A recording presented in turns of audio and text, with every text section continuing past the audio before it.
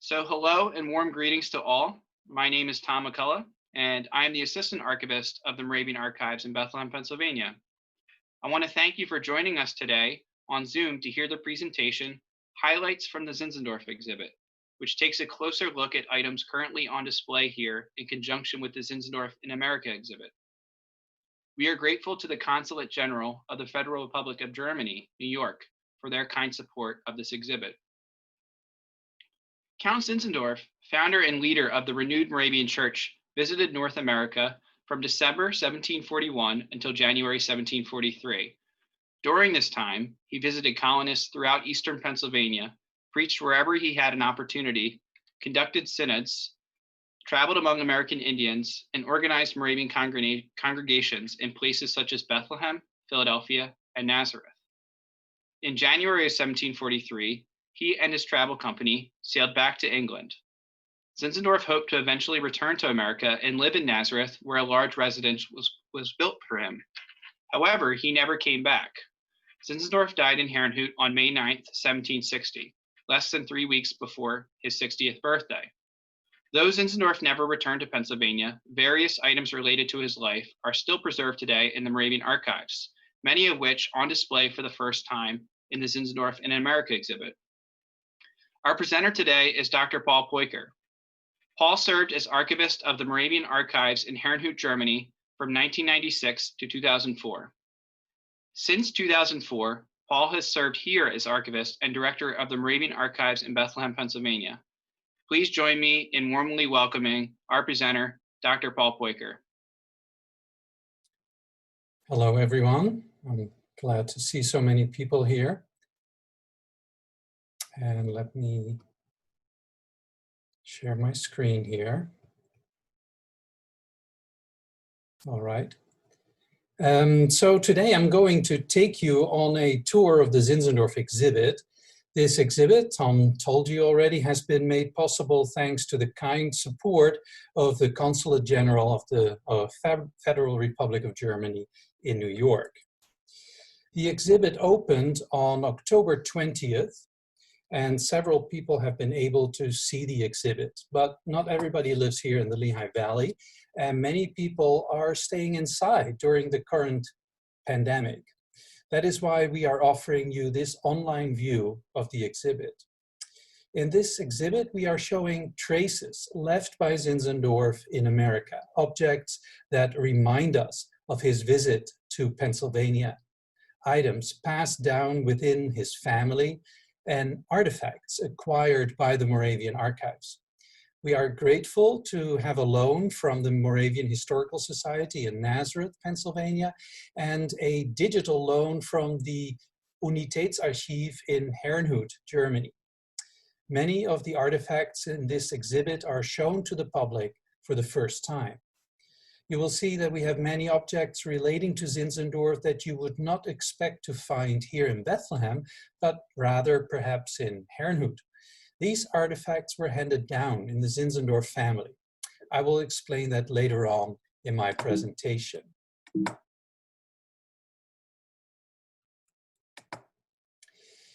Nikolaus Ludwig von Zinzendorf was born in Dresden on May 26, 1700. Not long after his birth, his mother became a widow and moved to live with her mother in Groß-Hennersdorf. This is where Zinzendorf grew up. This portrait is a recent donation to the Moravian Archives by Barbara Bourne and Susan Wood. They are both descendants of Zinzendorf. The portrait is relatively small, 12 by 10 inches. This suggests the painting was not for public display, but rather for private use. In this case, the portrait has been handed down among Zinzendorf's descendants. The portrait is similar to a portrait in the Unity Archives in Herrnhut.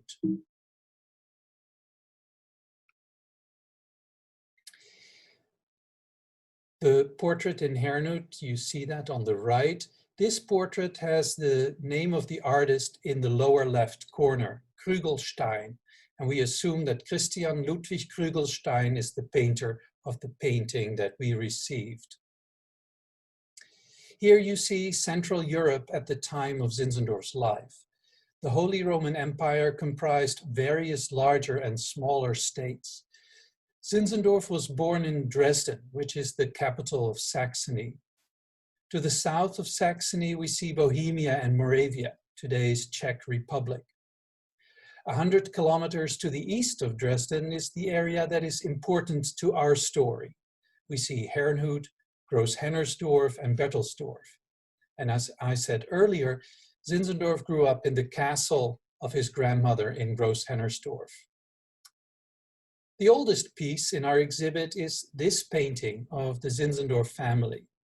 Zinzendorf's father, Georg Ludwig von Zinzendorf, his mother, Charlotte Justine von Gersdorf, and young Ludwig. Again, this painting came down through the Schweinitz family. This is an interesting painting, and I remember seeing it for the first time when I became archivist here in Bethlehem in 2004. It reminded me of a painting that I knew from Herrnhut. On the left, you see the Bethlehem painting. On the right, you see the one in Herrnhut. My apologies for the grainy image. You see the similarities, the young couple, but without their little son. We know that the double portrait was painted after the death of Georg Ludwig von Zinzendorf, who died 6 weeks after little Ludwig was born. Because Georg Ludwig had died, the artist used an earlier portrait of Georg Ludwig. Here we see the portrait of Georg Ludwig von Zinzendorf on the left, and both of these paintings are in Herrnhut. We understand what the artist did. He copied the portrait of the deceased husband and created the double portrait posthumously. But remember, the painting in Bethlehem has a third person, little Ludwig von Zinzendorf. This is another portrait in the Unity archives, Zinzendorf as a 3-year-old boy, together with a dog as a symbol of loyalty. So when the artist created the family portrait, he copied the double portrait of the parents and placed a copy of the painting of little Zinzendorf into the composition. And here we see them all together. The top left painting is here in Bethlehem. The other ones are the models that were used to create the family portrait. So little Zinzendorf grew up in Groß-Hennersdorf. His mother remarried in 1704 and moved to live with her new husband in Berlin. Zinzendorf stayed behind with his grandmother. His grandmother, Henriette Katharina von Gersdorf, was a well-educated woman who knew the classical languages and had published a volume of her own poetry. She was acquainted with leaders of the Pietist movement, such as Jacob Philipp Spener and August Hermann Francke. Her influence on little Zinzendorf was instrumental. In 1710, Zinzendorf was sent to a boarding school in Halle. Halle was the center of Pietism under the leadership of August Hermann Francke. This is a history book that Zinzendorf owned and probably used when he was a student in Halle.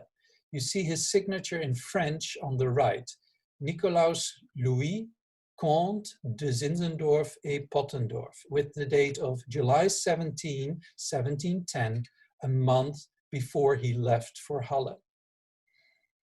The book covers world history in question and answer. I suppose the students learned the answers by heart.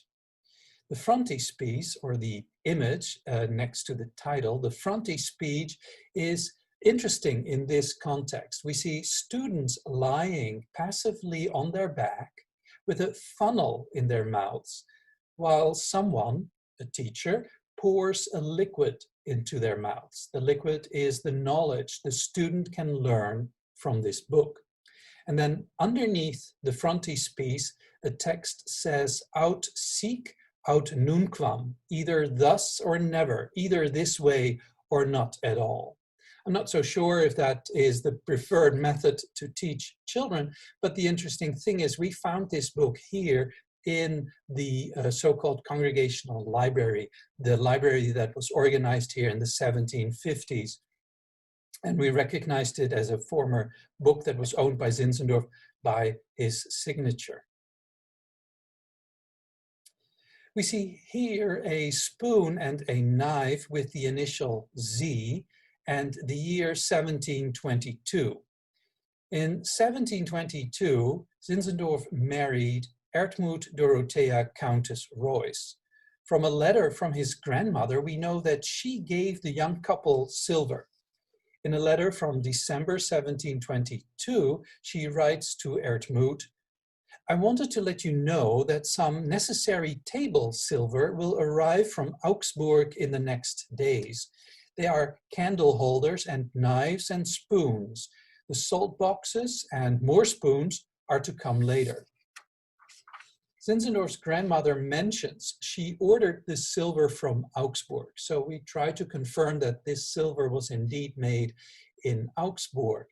Through interlibrary loan and the help of Moravian College, we were able to get a book with all the silver marks from Augsburg, but we were unable to confirm the silver marks on the spoon and knife we have here were in fact from Augsburg.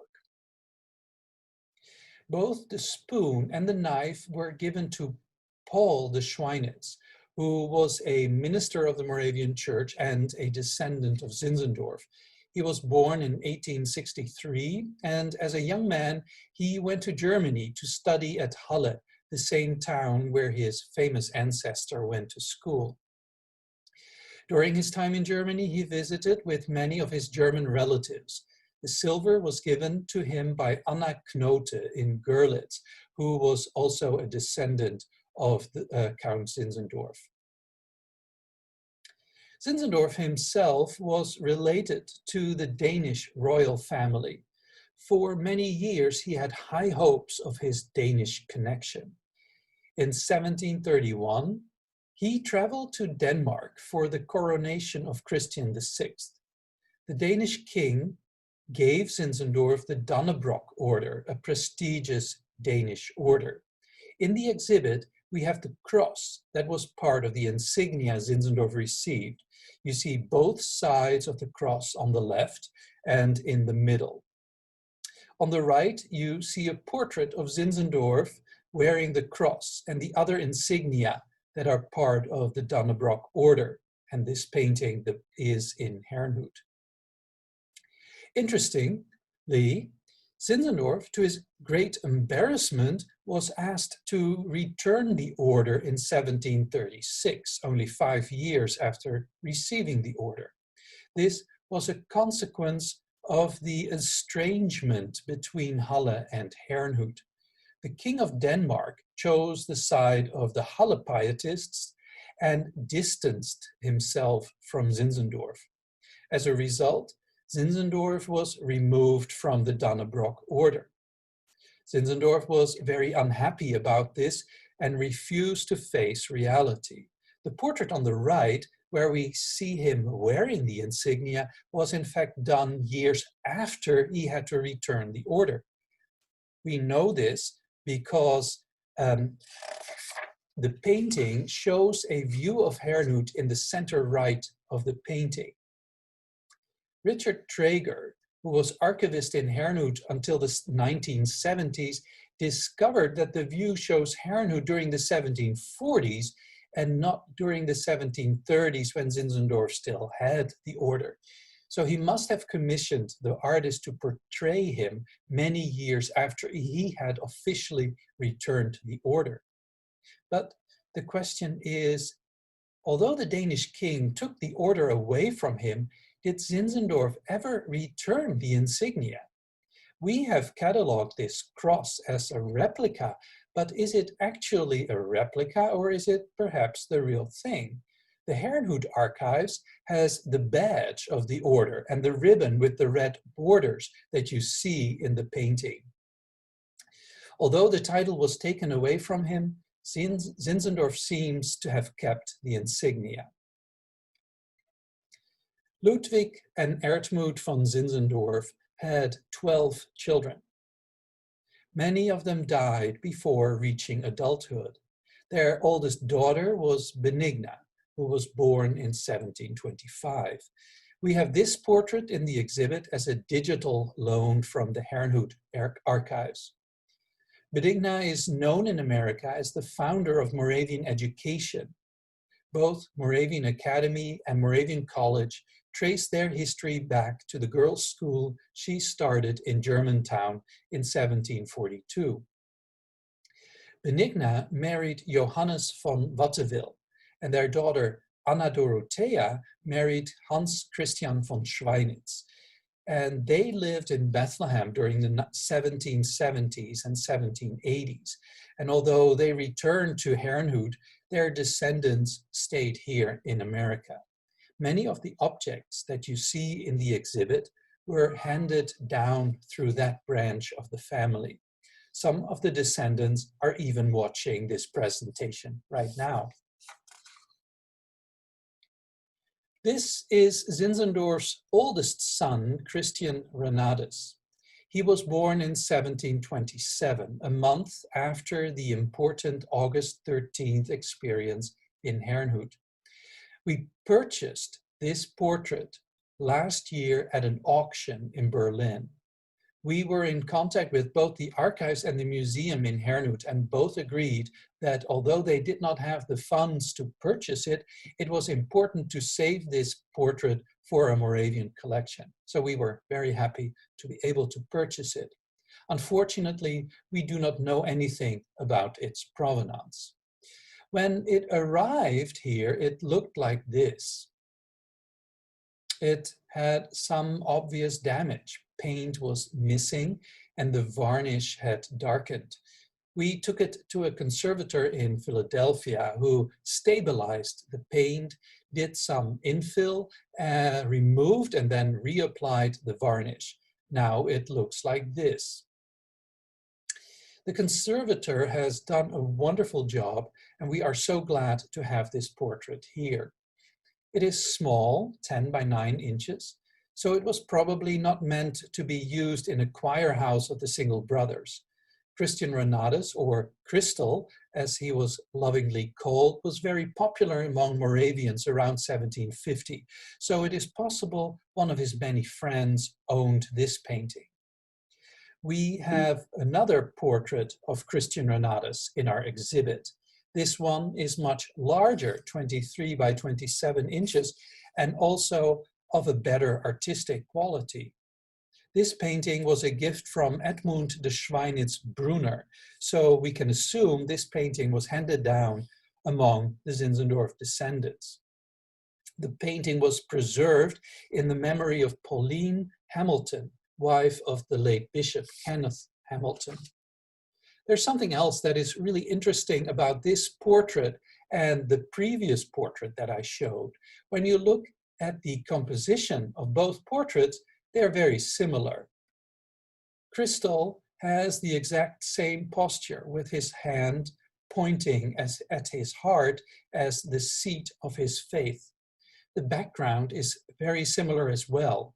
The green curtain behind the sitter and the urn to the left. It may be a bit hard to see this on the painting on the left, but if we use Photoshop and oversaturate the image, it becomes easier to see. You see the urn on the left and the drape in the back.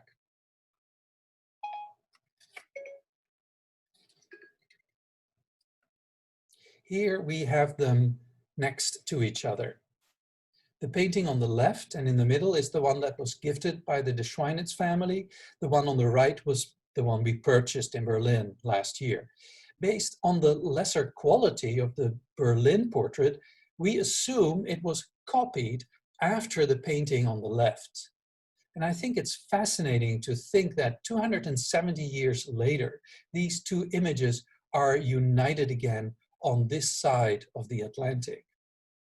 By the way, if you ever get a chance to see the painting collection at Colonial Williamsburg, they also have a portrait of Christian Renatus that is very similar to this one.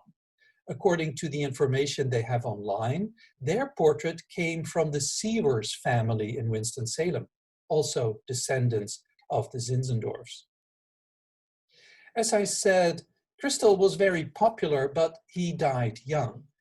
Christian Renatus von Zinzendorf died in London in 1752 when he was only 24 years old. This gold ring was made in his memory. The Herrnhut Archives has a similar ring that was worn by Ertmut von Zinzendorf, who was devastated when she heard of her son's death. The ring bears an inscription, C.R. Nat, and so forth, meaning Christian Renatus Natus, born 19th of September 1727, Jesu Salvatoris Amore Mortuus, meaning died in the love of Jesus his Savior, 28th of May 1752.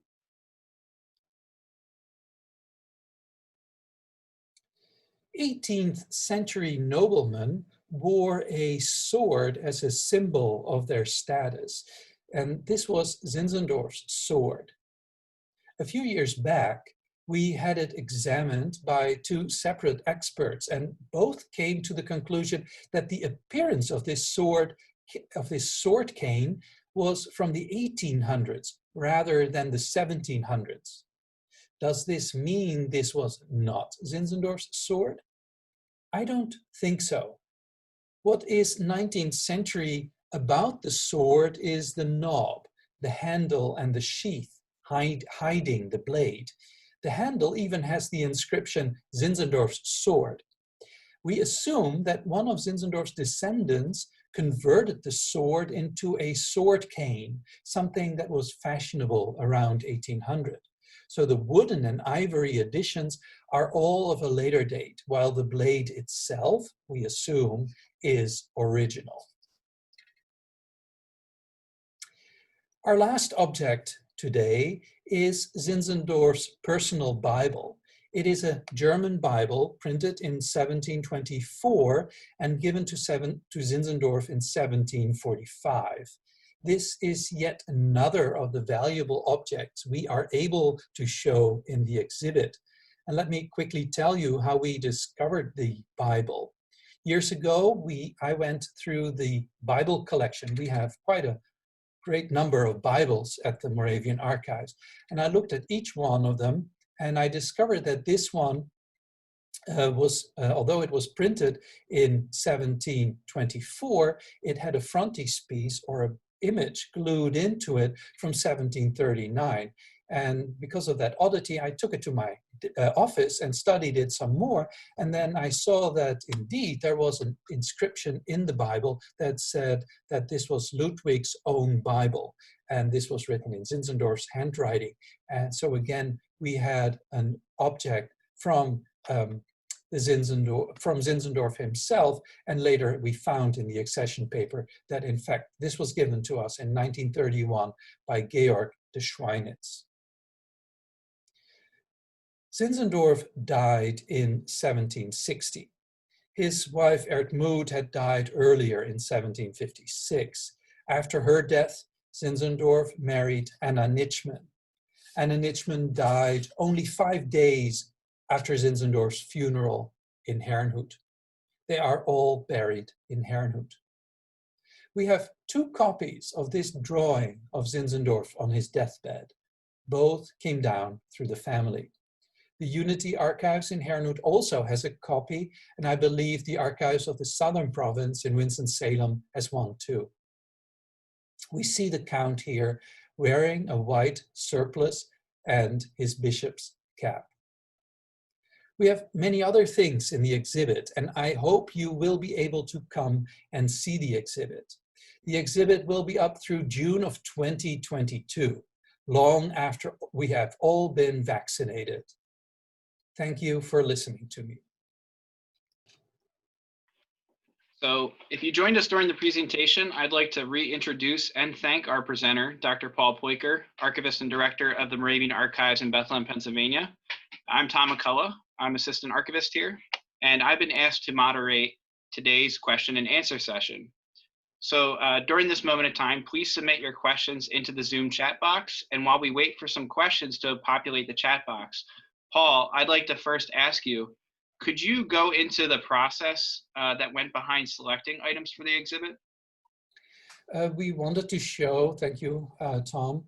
We wanted to show items that remind us of Zinzendorf, and during the whole research process, we were really surprised that the Bethlehem Archives has so many personal items, which makes it just wonderful to put all this together and show this.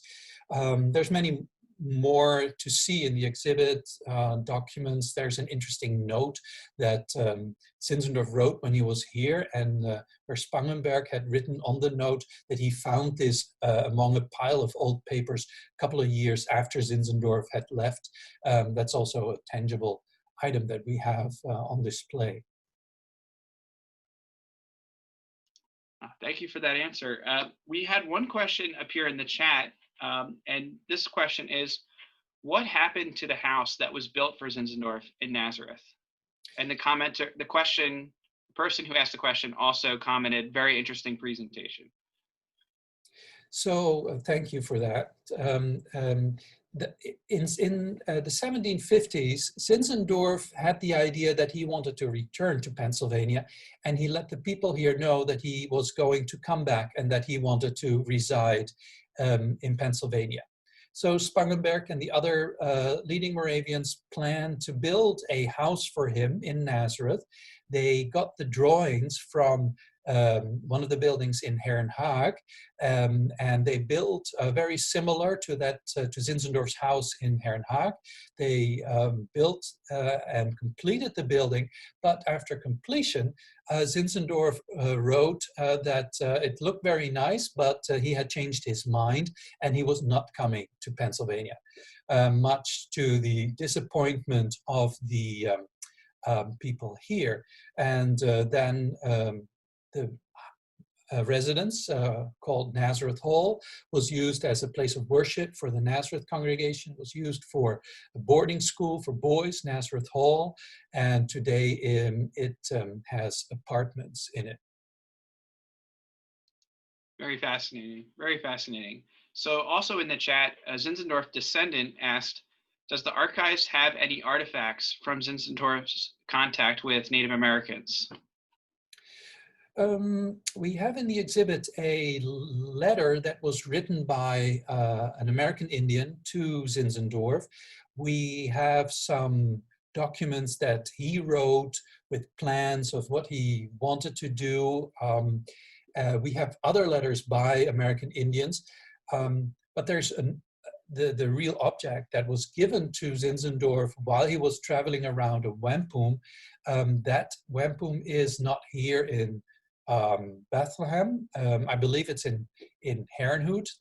At least there is a wampum in Herrenhout, but maybe also in the collection of the Moravian Historical Society in Nazareth that there is such an object. Okay, we also had another question. Is there anything unique from a translations perspective related to the 1724 Bible that Zinzendorf owned? Is it simply a reprint of the Luther Bible? Yes, it's a Luther Bible. It's the traditional Luther text that was used by all German Protestants, including the Moravians. But we know that Zinzendorf also did his own translation of the Bible, which was very controversial because all the Orthodox Church people attacked Zinzendorf for doing that. How dare he improve Luther's text? But the Bible that we have here, this personal Bible, is in fact the traditional text. And the interesting thing of this Bible is that he underlined texts throughout the Bible and he numbered them. And the highest number is 365. So we assume that Zinzendorf used this Bible to select 365 texts, maybe for the daily texts or the watchwords of a year. And I worked together with Olaf Nippe, the assistant archivist in Herrenhout, and we tried to determine which year these texts match with an edition of the daily text. And we were not able to find that. So Either he used it for another purpose, or maybe he started selecting these texts for a volume of the daily texts and then decided to do something else. We don't know. That's really fascinating. While we wait for another question or so, I'd like to ask you, Paul, how would you summarize Zinzendorf's legacy in his short visit to North America, 1741 to 1743? I think his legacy is quite big.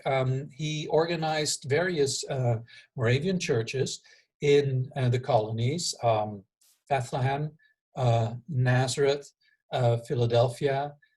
He visited out in Lancaster County in Warwick, and that later became the Lidditz Moravian Church. There were Moravian churches in New York and in other cities here in this part of the country. I think that the Moravian church that there is today goes back to this visit of Zinzendorf. And of course, he did not do it alone. He was traveling with other people, with his daughter, with Anna Nitschmann, and other people continued the work after he left. But his visit made quite an impression, and we can still see that today. Great, great. One commenter commented into the chat, the Herrnhut Archives has the notebook from one of the visits to, they believe, Delaware American Indians. It was written by Johann Heinrich Müller, printer, and has marginal notes by Zinzendorf. Müller inserted portions of it in his diary, which is in the Bethlehem Archives. So I guess this harkens back to the question about any artifacts related to Zinzendorf's interaction with Native American groups in Pennsylvania. Yeah, and a lot of the papers were taken back to Germany and are now in the Herrnhut Archives. That's right. Right, right. But speaking of sources, if someone wanted to dive deeper into the history of Zinzendorf and the Zinzendorf family, are there any in particular that you would recommend as something to consult for more research? Yes, assuming that the sources have to be in English. There is a biography of Zinzendorf by John Weinlich, but that biography is, not the newest biography, and we really need a new Zinzendorf biography. I understand that Craig Edwood, professor and dean at the Theological Seminary, is working on a new biography of Zinzendorf, and so much new research has been done in the last decades that we really need to take a new look at Zinzendorf. But I know you didn't ask the question for this reason, but in the latest issue of the Journal of Moravian History, we find, for example, a translation by you, Tom, of Benigna's diary that she kept while she was traveling with her father in Pennsylvania. And that's also a very interesting resource to find out more about Zinzendorf's visit here. Thank you, Paul. We did have a question. Is the portrait by Johann Valentin Heidt that you showed us of Benigna definitely Benigna von Zinzendorf? This is a question that came up in the chat. Oh, that's an interesting question. We never really know for certain these things. I assume yes. Benigna, when she was older, she was asked to identify a lot of the paintings that are now in the Herrnhut Archives collection. And then someone else painted with white paint the names of the sitter on the canvas. So if you've seen paintings in the Herrnhut collection, often they have a text of who the person is, where it's identified. And that was in fact done by Benigna because she had met most of these people. And so with many of these identifications, we have to trust how she identified them or use other sources. But I'm curious why the person is asking the question. Maybe you have reason to believe it's someone else? The person who posed the question said that they were told once that it was not verified that the portrait was of Benigna. Okay. But I guess this can happen. Yeah, this can happen. Another question was, what was Zinzendorf's involvement with American Moravians? We know that he left in 1743, planned to come back, but never returned. What was his involvement with American Moravians leading up all the way to his death in 1760? I think he was very involved. He was kept informed about everything that was happening here. All the diaries that were written were sent to him, and he read them and he commented on them. There was a lot of correspondence. Many of the leaders here corresponded with him, but also just ordinary church members often corresponded with him. And a lot of those letters are in the Herrnhut archives, and it shows that he was very much involved. And in fact, the last time Zinzendorf spoke in public was about the situation of the American Moravian Church. He had just heard about the founding of Bethania in North Carolina.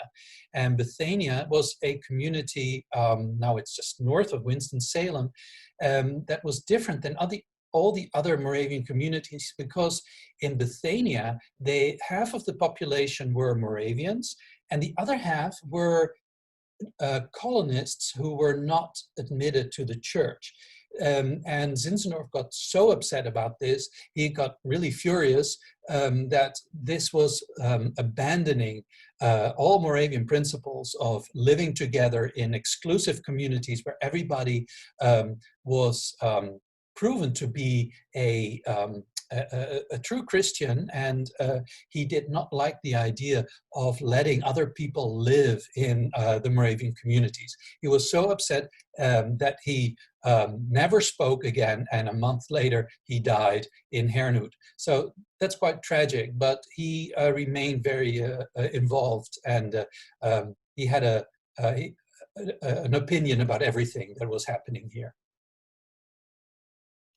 Wow, wow. Well, speaking of North Carolina, Wachovia, Winston-Salem, we had a question from the archivist and director of the Moravian Archives in Winston-Salem, and they asked, was there an effort by the Moravian Church to gather Zinzendorf artifacts upon his death? Many of the personal materials here in the Winston-Salem archives came through the kindness of family gifts. Would this have placed too much emphasis on him or the work of the church going forward? Artifacts were collected, and what I remember of the history of how things were collected in Herrnhut, most of that happened in the 19th century, and a lot of that happened when Ludwig von Schweinitz, yet another Schweinitz person here, when he was archivist, and he made sure that when there were paintings or when there were artifacts going around, that they were given to the archives. So a lot of that is something that happened later in the 19th century when we started to collect these items more actively, and when the museums started, and then the Historical Society in Nazareth, and then the kindness of the family that has given us a lot of these artifacts, as recent as 2018. In our case, and I'm curious to see what you have, Eric, in Winston-Salem. Very nice, very nice. What you did mention during your presentation, Paul, that Zinzendorf visited Warwick, among other places. And just as an aside, one person did mention in the comments that the Huber Tavern, I believe Zinzendorf visited Georg Huber when he was in Warwick Township. And that tavern is currently for sale, and that is where much preaching was done in his home, and later led to the Warwick community being purchased from Gerhard Klein. That's interesting to know. Yes. Another question that came up while I was speaking was, is Zinzendorf's letter to Chief Tomochichi part of your exhibition? I think that letter is in the Herrnhut collection, if I remember correctly. It's not part of the exhibit. Okay. Speaking of that item being in the Herrnhut collection, are there any items out there that are created or related to Zinzendorf or Zinzendorf's time in North America that you feel would still be great to collect and curate? for the archives? For This us was a here. question. Yeah. Yes. Well, the wampum or the wampum, I'm never really sure how to pronounce it. That is in Hernu. That would be great, and it really relates to the events here. And then there's also an interesting painting that shows Zinzendorf with Conrad Weiser, the Justice of the Peace, and with 5 chiefs of American Indian nations. And that painting was originally in the headquarters of the Moravian Church in London, painted by Haidt. It was copied, and the one in Herrnhut is a copy of the original painting. It's a fortunate thing that it was copied, because the original in London was destroyed during the Blitz. So the Moravian headquarters were bombed in the 1940s, and the painting of Zinzendorf with the chiefs of the American nations was destroyed, and the copy is now in the Herrnhut archives. A couple of years ago, the German Post Office made that painting into a postage stamp. And at our previous lecture in November, the speaker mentioned the fact that that was a stamp that the German postal system has used. That would also have been a great thing to have here, but getting international loans is just something that we're not very experienced with, and which is very, very expensive. Well, thank you for sharing that piece. Turning away from paintings into a totally different object, one person in the chat asked the question, are there any types of Zinzendorf or any pieces of Zinzendorf's clothing in the exhibition? I remember MHS, that is the Moravian Historical Society, having a vest attributed to Zinzendorf. Yes, we talked about that, to have that here on display. We do not have it on display. There's also a vest in Lidditz that is attributed to him. There is a surplice in Nazareth, not of Zinzendorf, but his son-in-law, Johannes van Wattewille, owned that surplice. That would also have been a great thing to put on display, but space is limited, and you know, especially the surplice is quite large and would fill a whole case. So no, we don't have pieces of clothing. Well, thank you for sharing that, Paul. It does look like we have answered most of the questions in the chat today.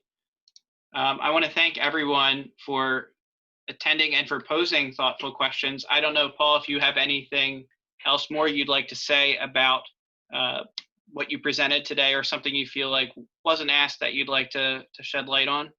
Yeah, a lot of the things, and I see that in the chat, and I cannot really follow the chat while I'm speaking. The objects that were given to Zinzendorf and to the Moravians by American Indians, of course, today we think very different about that, and it's quite sensitive if you want to put these on display, or just the fact that they are kept in collections in Europe or kept in collections here by white people, and all that is very sensitive, and even the records that we keep about the history of the American Indians, and what we like to do is to be in conversation with the people whose history this is, and this is something, a point of concern that we have for the American Indian records, but also the records that we have from other parts of from the world, like Labrador. And we just engaged in a project with people in Labrador to have conversations about these records that are kept here in the Bethlehem archives, but really contain history that is not so much our history, but the history of other nations and other people in different parts of the world. So that's a whole different topic that we can talk about some other time. Well, thank you, Paul. I think in your closing remarks that you made, you answered some questions that actually came in during that period of time. So just to everyone, first, thanks to Paul, but thank you to everyone who could join us today. Thank you, Paul, for presenting and sharing your knowledge regarding the items on display. If anyone who has watched today would like to see the Zinzendorf in America exhibit in person, please send us an email or call us to set up an appointment to do so. If you all enjoyed today's lecture, please consider making a donation to the archives by visiting the support tab on our website. You are also encouraged to join us in the new year for a lecture that focuses on the period after Zinzendorf's death. On January 19th, 2021 at 4 p.m., Dr. Christina Pedersen will present Time of Transition and Change in Mission, 1760 to 1764 in the Moravian Unity. Thank you all again for tuning in, and we wish you safe and happy holidays here from the Moravian Archives.